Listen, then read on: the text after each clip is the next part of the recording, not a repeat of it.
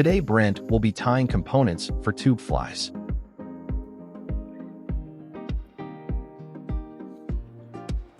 Well folks, here today we are tying up the Arctic Fox segments here for our next video. We're going to be using Arctic Fox for all of the segments. We'll be changing a little bit of the flash, maybe some of the colorations here. Just basically want to show you what we're going to do with these dubbing brushes here. First one will be the white. We're going to be using some Raj Opal. Now if this was going to be a tail section, I should have put a longer piece out of the back to give it a little more of a taper. This is more or less just a body, just a component. The tail sections I always make a little longer. They could even have a little feathers in them or longer craft or what have you. But we're going to be using some small wire silver holographic ice stub on top for a little flash. The thread above the wire there and just spin her up. It's a great way. I always enjoy doing the dubbing brushes. Work really good for these tube flies. I made a lot of different components. You can pack them in your jacket or throw them in your bag, whatever. They're really easy to carry. A few bags of beak hooks or octopus hooks and you're in business. You can rig them up however you want.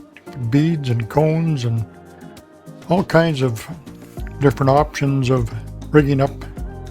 Imaginations, there's no end to it. So we're going to be tying a few different bodies and segments up for you. You can kind of mix match them. You can use different colors for whatever species you'll be chasing, and I'm sure you're going to find these tube flies be a benefit, especially like say on a lot of the short bites. You get these tube flies are swing really nice in the current, come right across, right behind your leader or sink tips. A lot of times I fish unweighted with sink tips so I can get them down, but they drift kind of naturally.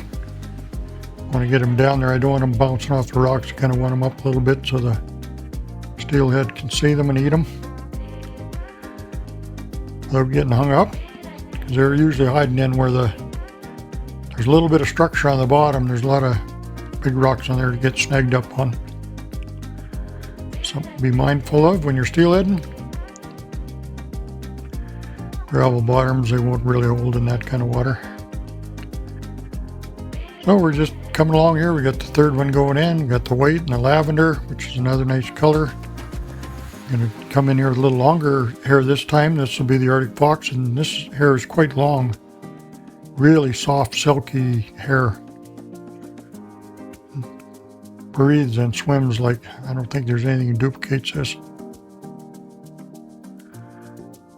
You can buy this Arctic Fox in pieces, and actually there's a lot of hair on a piece. Steelheaders are buying and using lots of it. They know how good it is, and I mean there's synthetics just are really nice. I use a lot of synthetics too. It's not that I don't, but some of this action is pretty hard to duplicate. Well, Mother Nature does a good job.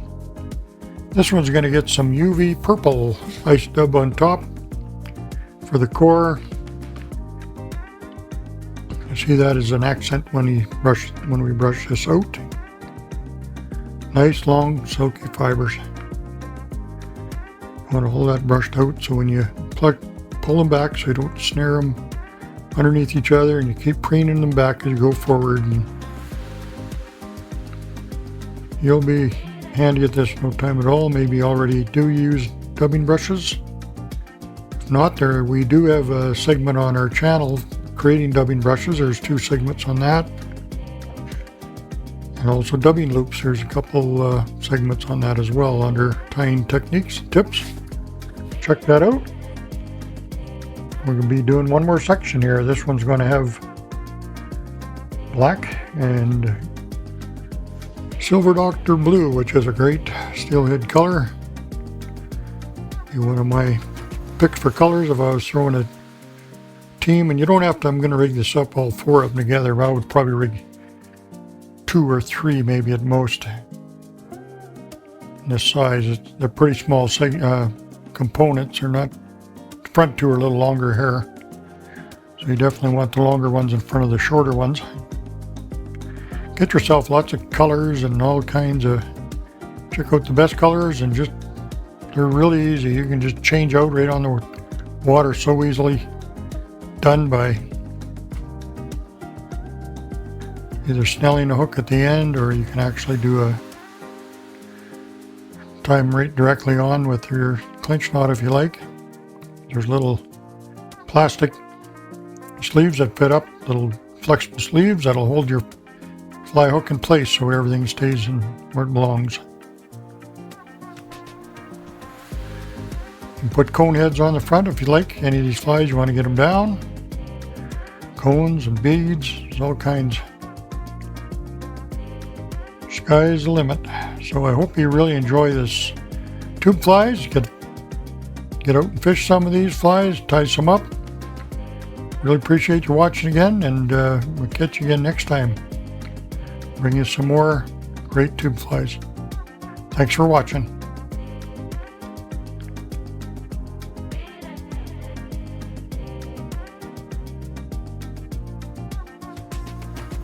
Thanks for watching Brent's Fly Fishing Instructional Series. He can be found on Brent's YouTube channel and Sport Fishing on the Fly.